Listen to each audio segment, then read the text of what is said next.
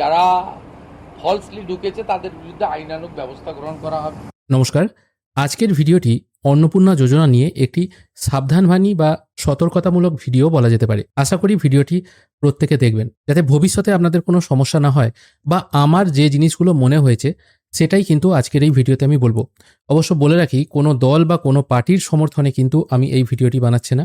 এটা অন্নপূর্ণা যোজনার প্রথম নোটিফিকেশন, যেটা 19/5/2026 প্রকাশিত হয়, যেখানে অন্নপূর্ণা যোজনা পাওয়ার কি ক্রাইটেরিয়া আছে সেটা কিন্তু মেনশন করে দেওয়া ছিল। বয়স হতে হবে 25 থেকে 60। যিনি পাবেন, দেখুন বলা হয়েছে সি ইজ নট, যিনি পাবেন তার পরিবার কিন্তু নয়, যিনি অন্নপূর্ণা যোজনা পাবেন তিনি যেন সরকারি চাকুরে অথবা সরকারি পেনশন যেন না পান, এবং তিনি যেন ইনকাম ট্যাক্স না দেন।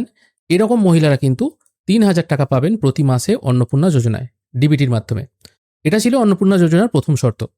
এই শর্ত দেখে বহু মানুষ কিন্তু ফর্ম ফিল আপ করেছিলেন। যেহেতু এই সামান্য শর্তই ছিল, সেই জন্য সবাই পরিবারের সমস্ত ডেটা দিয়ে ফর্ম ফিল আপ করেছিলেন।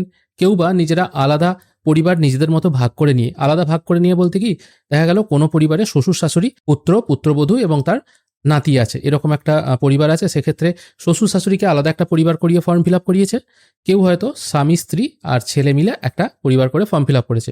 আবার কোনো জায়গায় হয়তো 5 জনে মিলে একসাথেই ফর্ম ফিল আপ করেছে, কারণ এখানে পরিবারের কথা তো কিছু মেনশন করা নেই যে পরিবারের কেউ সরকারি চাকরি করলে পেনশন পেলে সে টাকা পাবে না, এরকম কিন্তু কিছু বলা নেই। ভালো করে ভেবে দেখুন। তাছাড়া যে বাড়ির কথা বা জমির কথা, এগুলোও কিন্তু কোনো মেনশন করা থাকেনি। তাই অনেকে কেউ সত্যি কথা বলে, কেউ মিথ্যে কথা বলে, যে যেমনভাবে পেরেছেন ফর্ম ফিল আপ করেছেন। যাদের মন সরল তারা, কেউ যদি দেখিয়েছেন হয়তো তার শ্বশুর হয়তো চাকরি করে, তার স্বামী হয়তো চাকরি করে, এই সমস্ত সঠিক তথ্য দিয়ে তারা ফর্ম ফিল আপ করেছেন। কারণ এখানে স্বামী চাকরি করলে পাবে না বা শ্বশুর পেনশন পেলে পাবে না, এরকম কথা কিন্তু বলা হয়নি। তারপর অন্নপূর্ণা যোজনা যখন প্রথম টাকা ছাড়া হলো আর কি, প্রথম টাকা বলতে কি 1 জুলাই যখন টাকা ছাড়া হলো, তারপর কিন্তু একটা পোস্ট বেনিফিট ডিস্ট্রিবিউশন হলো। সেখানে দেখা গেল বহু মানুষের নাম বাদ দেওয়া হয়েছে, কারণ তাদের ফ্যামিলিতে কেউ ইনকাম ট্যাক্স দেয়, তাদের ফ্যামিলিতে কারুর 3 বা তার বেশি পাকা ঘর আছে, এবং তাদের ফ্যামিলির কেউ জিএসটি দেয়। সেই জন্য 27,83,000 মানুষের নাম কিন্তু বাদ দেওয়া হলো।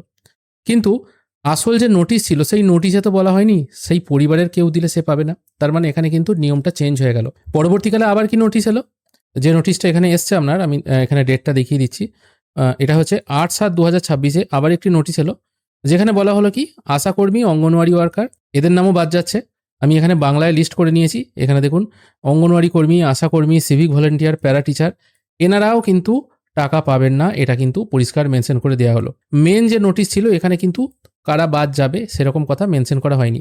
দ্বিতীয়ত, এখানে আরও কি মেনশন করে দেওয়া হলো, সরকারি কর্মচারীর পরিবার, মানে বাড়িতে কেউ যদি, মানে স্বামী শ্বশুর বা পরিবারের কেউ যদি সরকারি চাকরি করেন বা পেনশন পান, তাদের নামও বাদ যাচ্ছে। এবং আয়করদাতা, এখানেও বলা হয়েছে পরিবারের কোনো সদস্য যদি ইনকাম ট্যাক্স দেয়, কিন্তু মেন নোটিশে বলা হলো সি, ঠিক আছে, মানে যিনি পাবেন তিনি যদি ইনকাম ট্যাক্স দেন তাহলে তিনি পাবেন না। পরের নোটিশে বলা হলো কি, পরিবারের কেউ যদি ইনকাম ট্যাক্স দেয় তাহলে কিন্তু সে পাবে না। তাহলে ব্যাপারটা কীরকম হলো? প্রথমে কোনো কিছু না জানিয়ে সাধারণ মানুষ যারা ঠিকঠাক আছেন, তারা ভেবেছেন কি, এইরকম যদি নিয়ম থাকে তাহলে আমার স্বামীও যদি চাকরি করে তাহলে আমিও তো টাকা পাবো। এরকম তো কিছু বলা নেই, স্বামী পেলে স্ত্রী পাবে না, অথবা শ্বশুর পেলে তার পুত্রবধূ পাবে না, এরকম কিছু বলা নেই।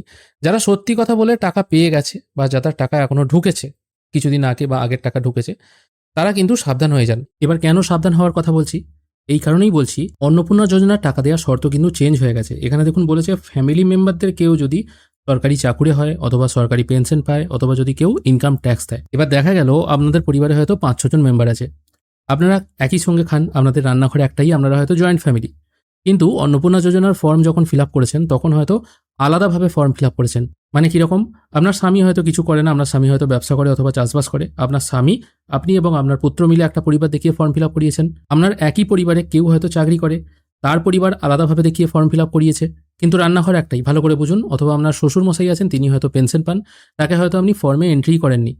সেক্ষেত্রে এই মুহূর্তে হয়তো ধরুন আপনি টাকা পেয়ে গেছেন 1 জুলাই, আবার হয়তো ভেরিফিকেশন হলো, তখনও কিন্তু দেখা গেল যে আপনি টাকা পাচ্ছেন কন্টিনিউ। পরবর্তীকালে হয়তো আপনি ধরা পড়লেন, বা কেউ হয়তো আপনার নামে কমপ্লেন করলো। একজন গরিব মানুষ যদি টাকা না পায়, তার স্বাভাবিকভাবে রাখতে হবে যে আপনি সব কিছু আছে, আপনি মিথ্যে তথ্য দিয়ে টাকা পাচ্ছেন, আর অন্যদিকে একজন সঠিক তথ্য দিয়েছে, সে কিন্তু টাকা পাচ্ছে না। যার ফলে সে যদি আপনার এগেনস্টে কমপ্লেন করে দেয়, তাহলে কিন্তু আপনার তখন আবার এনকোয়ারি হবে। তখন যদি দেখা যায় আপনি মিথ্যে তথ্য দিয়েছেন, আপনাদের পরিবারে কেউ সরকারি চাকরি করে কিন্তু আপনি তাকে দেখাননি, বা ফর্মে তার নাম এন্ট্রি করেননি, অথবা তাকে আলাদা পরিবার করে দিয়েছেন, কিন্তু আপনারা থাকেন একই পরিবারে, তাহলে কিন্তু আপনাকে সুদসহ টাকা ফেরত দিতে হতে পারে। কারণ মাননীয় মুখ্যমন্ত্রী বলেছেন, আমি ভিডিওটা একটু পরেই প্লে করে দিচ্ছি, সেখানে তিনি বলেছেন কিন্তু আইনানুগ ব্যবস্থা নেওয়া হবে। এবার আইনানুগ ব্যবস্থা কি, আপনার কি জেল জরিমানা হয়ে যাবে? তা কিন্তু নয়, জেল না হলেও যে টাকা নিয়েছেন সেটা ফেরত দিলেও দিতে হতে পারে।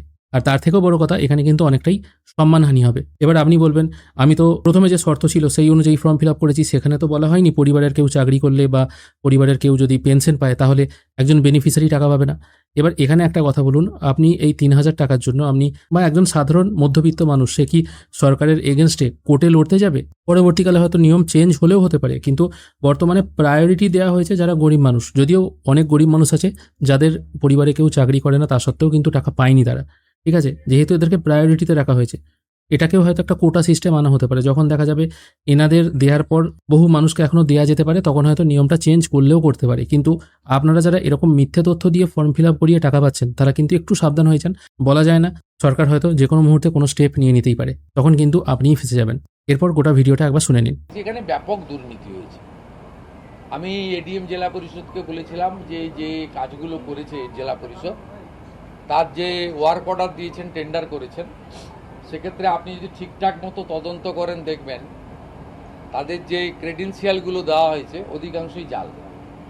আমি পুলিশের কিছু তদন্ত রিপোর্ট এদের বলেছি, তাতে 600 মতো লক্ষ্মীর ভাণ্ডারের অ্যাকাউন্ট ভুয়া, 3500 মতো মাইনরিটি স্কলারশিপের অ্যাকাউন্ট ভুয়া, সব ক্ষেত্রেই ভুয়া। এসসি নয় এসসি বেনিফিট নিচ্ছে, এসটি নয় এসটি বেনিফিট নিচ্ছে, ফিজিক্যালি চ্যালেঞ্জ অরিজিনাল নয় ফিজিক্যালি দিব্যাঙ্গ ভাতা নিচ্ছে। আপনার নানা স্কিমেই এখানে এত ভুয়া বেনিফিশিয়ারি হয়েছে। এর জন্য আগের সিস্টেম দায়ী। দেখুন ওরা কি করতো, আগের সরকার, আপনি অ্যাকাউন্ট নম্বর দিতেন, আপনার অ্যাকাউন্টে টাকা দিয়ে দিত, কিন্তু আমরা এবারে ভেরিফিকেশন করছি ওই অ্যাকাউন্টটা যে ওর কেওআইসি ঠিক আছে কিনা, আধারের সঙ্গে অ্যাকাউন্টের লিঙ্ক আছে কিনা, এটা করতে গিয়েই এই জেলাতে হাজার হাজার ভুয়া বেনিফিশিয়ারি ধরা পড়ছে। সেই জন্য আমি জেলার মানুষকে বলবো যে 2 মাস আমাদের সময় দিন। বিডিওরা কথা দিয়েছেন, তারা সমস্ত সোশ্যাল ওয়েলফেয়ার যে স্কিম রয়েছে ভেরিফিকেশনের কাজ কমপ্লিট করবে। যারা ফলসলি ঢুকেছে তাদের বিরুদ্ধে আইনানুগ ব্যবস্থা গ্রহণ করা হবে।